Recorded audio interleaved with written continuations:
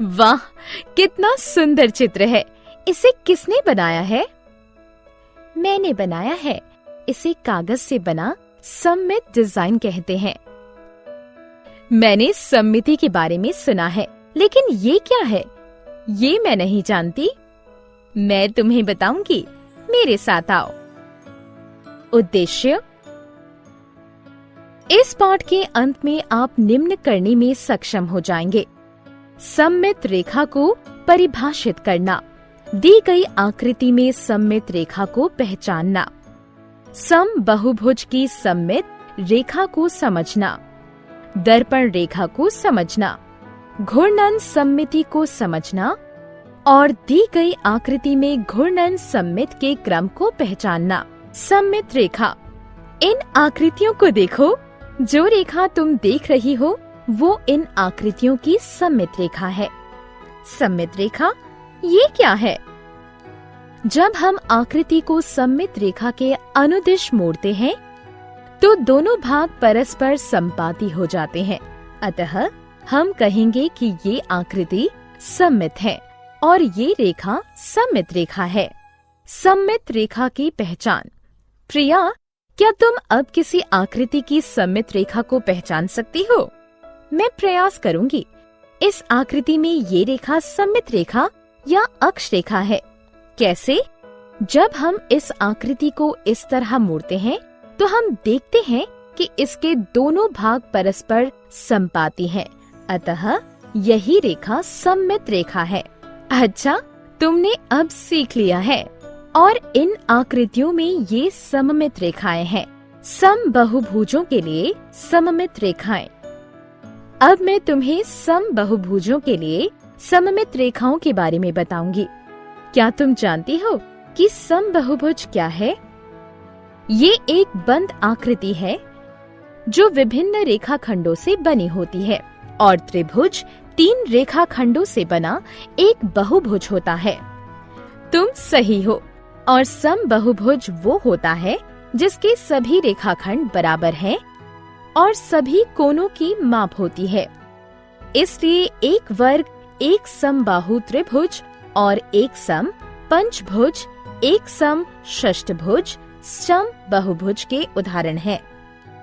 इनकी सभी भुजाएं और कोनों की माप बराबर होती है।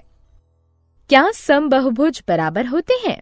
हाँ, समबहुभुज सममित आकृति होते हैं और उनमें कई सममित रेखाएं होती हैं। इन आकृतियों को देखो। एक समबाहु त्रिभुज में 3 सममित रेखाएं होती हैं।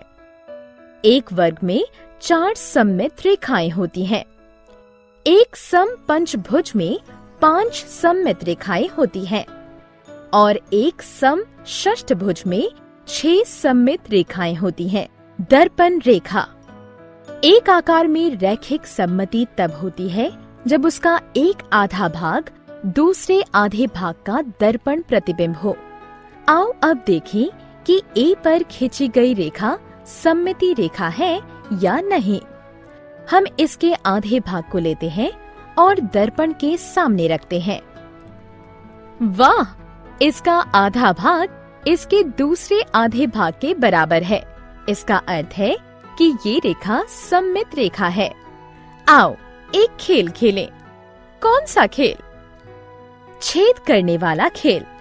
इस खेल में हम इस कागज को मोड़ेंगे और इसमें छेद करेंगे। ये बहुत आसान है। अब इस कागज को खोलो। हम देख सकते हैं कि दोनों छेद सममित हैं और मोड़ के निशान की रेखा इसकी सममित रेखा है। घूर्णन सममिति।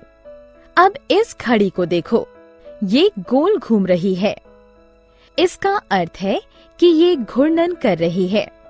घड़ी की सुइयां दक्षिणावर्त दिशा में घूमती है और जब कोई वस्तु घड़ी की दिशा के विपरीत घूमती है तो उसे कौन सा घूर्णन कहते हैं?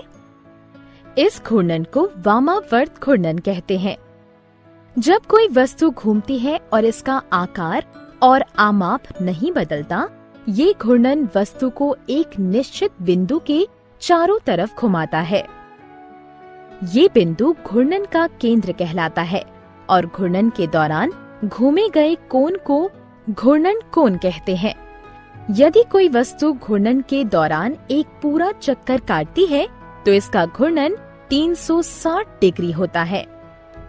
आधा चक्कर का अर्थ है कि घूर्णन कोण 180 डिग्री है और चौथाई चक्कर का अर्थ है कि घूर्णन कोण 90 डिग्री है। घूर्णन सममिति 2। ये कागज की फिरकी है, इसमें घूर्णन सममिति है।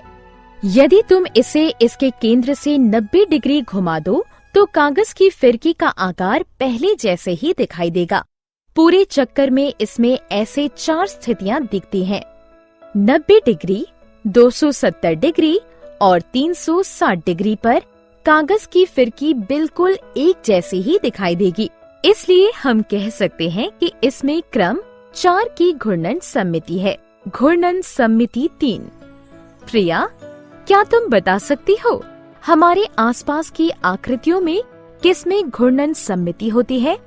हाँ, जब हम किसी फल को काटते हैं तो उसके अनुप्रस्थ काट के आकार में घूर्णन सममिति होती है। कई सड़क संकेतों में घूर्णन सममिति होती है। रैखिक सममिति और घूर्णन सममिति। क्या तुम जानती हो कि सबसे पूर्ण सममिति आकृति कौन सी है? क्या ये वृत्त है? हाँ, वृत्त सबसे पूर्ण सममित आकृति है। इसको एक केंद्र के परित किसी भी कोण पर घुमाकर वही आकृति प्राप्त की जा सकती है।